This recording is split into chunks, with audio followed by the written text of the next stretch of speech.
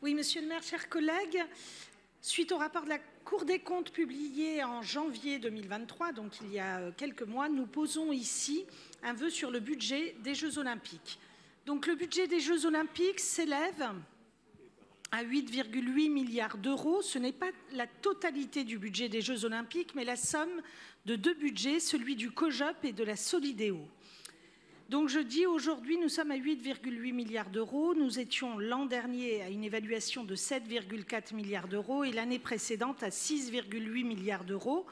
Donc on voit bien que le budget des JO grimpe vite et il grimpera encore puisqu'il va nous falloir tenir compte d'un certain nombre d'éléments tels que l'inflation et d'autres et l'augmentation des coûts. Alors, que nous dit ce rapport de la Cour des comptes qui est toujours riche d'enseignements pour les élus que nous sommes ? Tout d'abord, que les budgets COJOP et Solidéo ne reposent pas tout à fait sur les mêmes périmètres. Entendez par là que l'un est en euros constants et l'autre non, et qu'il nous faut harmoniser, enfin il faut au budget harmoniser cela. Que les budgets n'intègrent pas suffisamment les dépenses de sécurité et de transport initiées par les collectivités locales, à ajouter donc qu'ils n'intègrent pas non plus le budget des collectivités tout court pour les JO.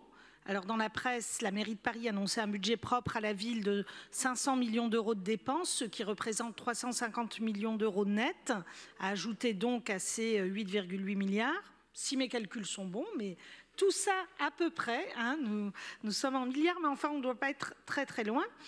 La Cour des comptes demande dans son rapport également qu'un budget consolidé de l'ensemble des budgets COJOP, Solidéo, Mairie de Paris, région, autres collectivités soit réalisé. Et ça tombe très bien puisque ici même, dans cette enceinte, au nom des écologistes, j'en ai maintes fois fait la demande.